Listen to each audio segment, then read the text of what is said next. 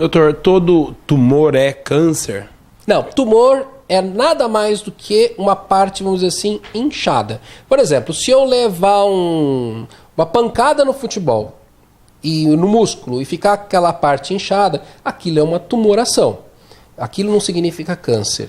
Câncer é quando existe uma tumoração que é composta por células cancerosas, células neoplásicas. Mas tumor simplesmente é apenas, vamos dizer assim, entre aspas, um inchado, uma bola, vamos dizer assim. Doutor, vamos começar a falar agora sobre a prevenção.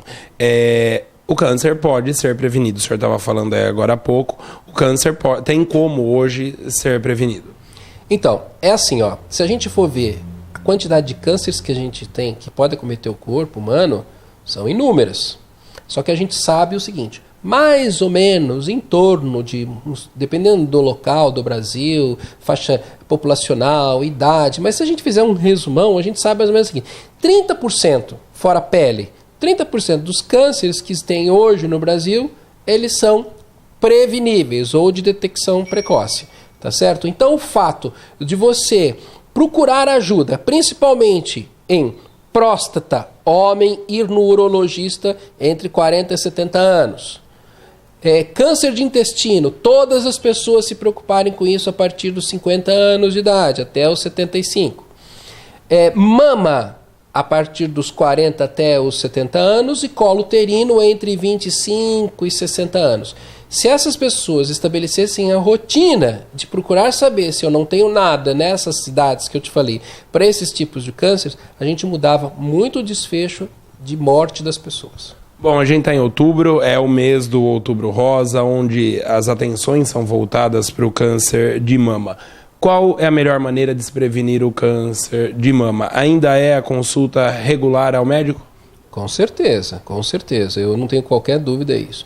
Porque por mais que se preconize o autoexame da mama, além de ele suscitar muitas dúvidas da própria paciente e muita angústia, ela não vai saber se aquilo é ou não. Então a recomendação é, se não tiver qualquer fator de risco maior, ou seja, minha mãe não teve câncer de mama, eu não tenho uma alteração na minha mama, de rotina, entre 40 e 70 anos, a consulta regular no ginecologista, que vai dizer quando deve ser feita a mamografia ou mais algum exame se for necessário. Os fatores de risco do câncer de mama, quais são, doutor? Os principais fatores de risco do câncer de mama, o principal dele, o mais importante, é a própria paciente já ter alguma amostra de tecido da mama que já tem células alteradas. Existem outras coisas também, como por exemplo a idade. Quanto mais passa o tempo, mais passam as décadas de vida, aumenta-se também o risco de câncer.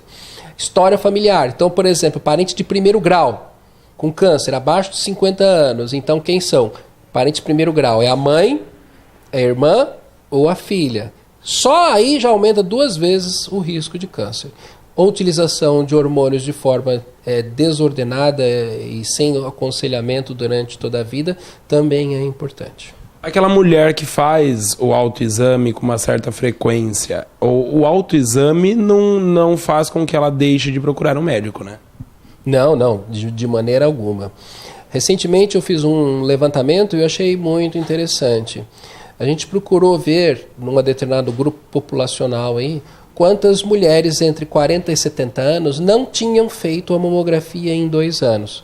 E o que me chamou a atenção é o seguinte, desse grupo, uma importante parcela dessa população, pelo menos 30% dessa população que não tinha ido fazer a mamografia nos últimos 2 anos, não tinha também sequer passado por qualquer médico.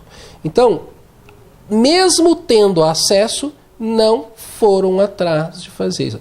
E muitas vezes até sendo avisadas que seria interessante que fizesse, facilitasse a utilização do exame. E não foram. Então, infelizmente, ainda é muito importante. Existe uma coisa também que a gente tem que lembrar, que não é só a dor e o sofrimento de ter uma doença possivelmente fatal. É o fato de que ela onera muito o sistema de saúde, né? Seja público ou privado. Qualquer um dos dois.